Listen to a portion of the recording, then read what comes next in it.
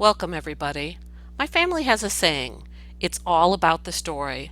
Whether something happens good or something happens bad, it doesn't matter as long as you get a good story out of it. So here's my story. It's the story of my so-called computer life. So let's start my story at the beginning. The very first time I used a computer was at the Portland Cement Association. It was where my father worked, and the computer was in a big room and it took up the whole room, and the room was specially air conditioned. And I got to play blackjack occasionally, and sometimes I even won. Then I went to college and took my first programming class. It was in Fortran, and you programmed using these punch cards, and one program would take many, many, many punch cards, and it was very frustrating if you ever got them out of order. Then in the 80s, I owned my very first computer. It was an Apple IIe, and it had this crazy green screen. Then in the 90s, hooray, was the internet. And I got online using AOL, and I hate to say it, but I still have that same AOL email account that I had back in the 90s. And if you remember back then, you might recognize this sound because it is the sound of a dial-up computer.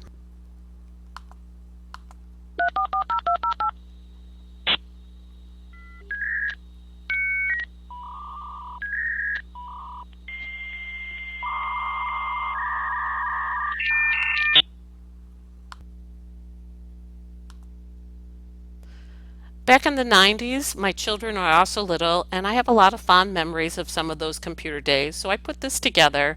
I hope you enjoy it.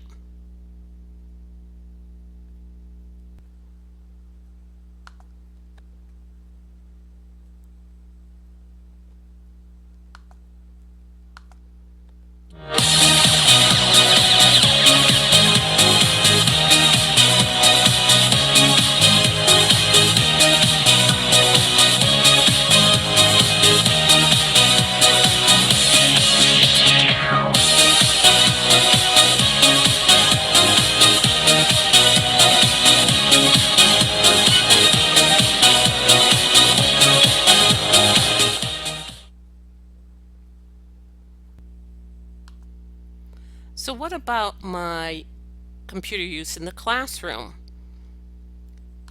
So here are some of the things I've used the computer for in my class. One, I have a school web page, and as you can see, it's really, really boring. I have mostly documents and homework assignments and some video links, but not very many. We also use the computer on Fridays for Sci-Fries. The students are assigned to look up something new about science, and they can use YouTube or they can bring in an article, but they really love to bring in the YouTube, and we watch a lot of interesting science.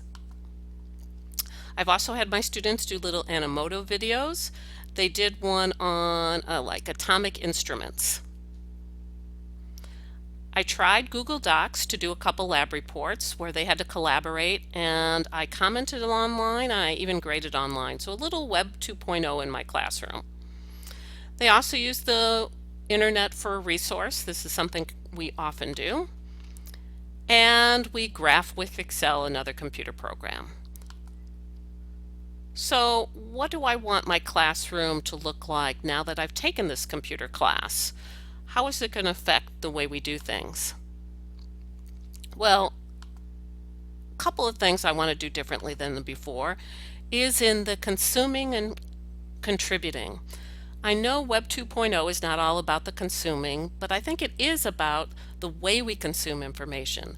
I want to try some flips. I want to do some flipping of the classroom. And I also had a lot of fun this summer with Twitter. I followed NASA and some other websites that told me about the latest chemistry information.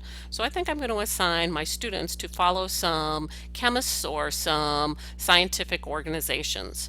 And for contributing, I think I'd also like my students to have a blog where they will add information to the web.